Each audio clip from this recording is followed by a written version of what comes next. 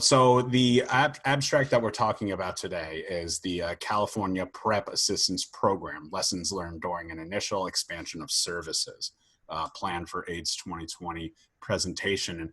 And of course, because we can't do this in person, Dr. Peters, do you want to start by just kind of giving us a highlight of the most significant findings from it, the outcomes that you and your team came across?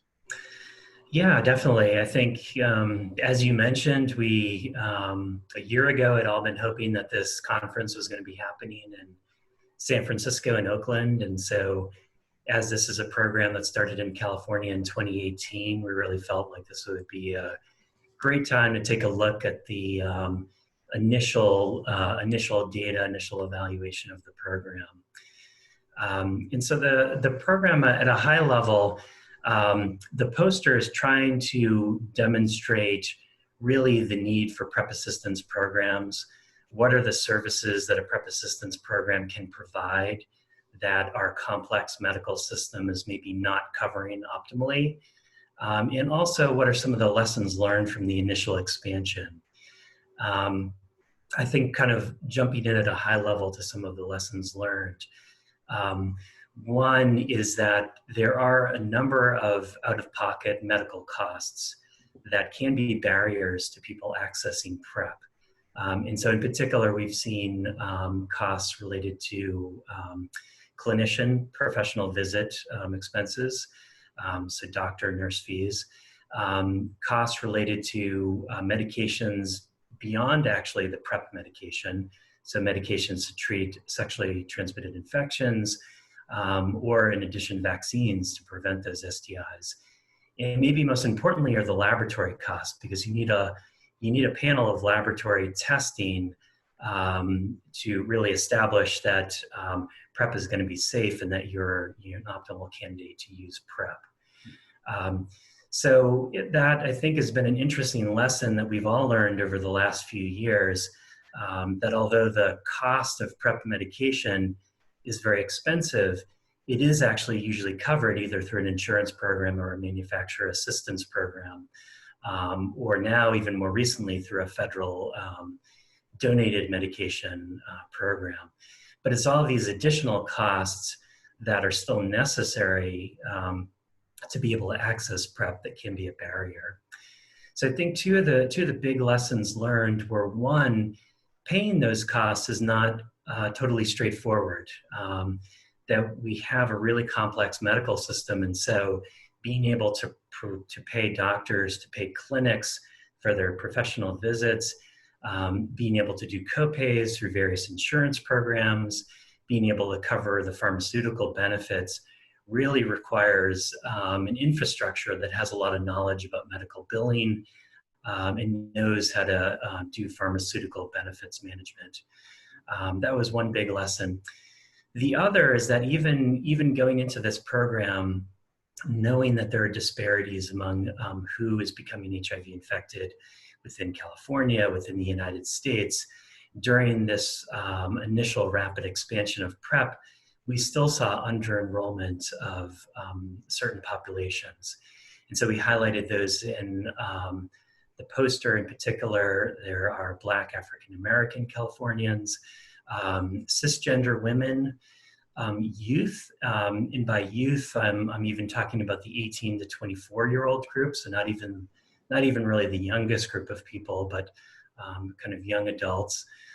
In addition, people who reside in the Central Valley of California, which is basically the part of California where there are a number of cities that are not right on the coast. So those, I think, were some of the initial lessons learned, and it helped generate a lot of ideas for how to move forward, how to really improve the program moving forward.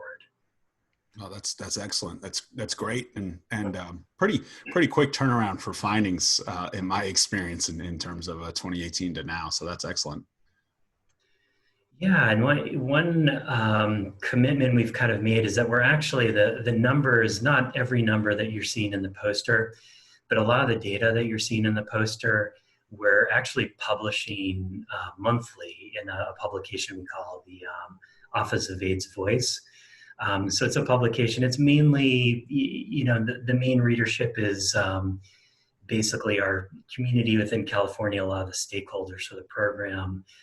The program was initiated because of a new state law that a lot of our stakeholders had advocated for. So there's a lot of interest in the program. And so actually monthly, we've been able to put out the data about who's newly enrolling in the program. And that's provided a lot of information to kind of try to identify where those deficiencies are early on so that steps can be taken, new programs can be thought of. The reason I think one of the maybe less, I think really behind the scenes work that happens that a lot of people don't see is that knowledge of the medical billing and the pharmaceutical management. And so what we did, and I think I would encourage, just given the complexities of the U.S. healthcare system, other states that are considering opening these programs or other situations, is that we took advantage of the Ryan White AIDS Drug Assistance Program.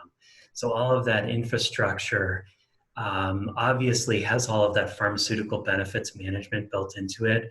So we're able to take advantage of that knowledge. But also increasingly, Ryan White has been encouraging us to not just cover the medications for people with HIV, but to cover the copays for insurance programs. And so there is a lot of knowledge within the Ryan White program now also for how do you engage with insurance companies, how do you pay medical billing, how do you pay copays. So being able to take advantage of sort of both of those key pieces of clinic professional services, laboratory services, medical billing, as well as pharmaceutical billing, was really allowed this program to start a lot quicker than it would have and become a lot bigger than it would have if it had to kind of start from scratch. So that's kind of something that we don't necessarily talk about a lot. Usually we're kind of more concentrated on the numbers and who's getting the services, but that behind the scenes piece was really a key component of this program.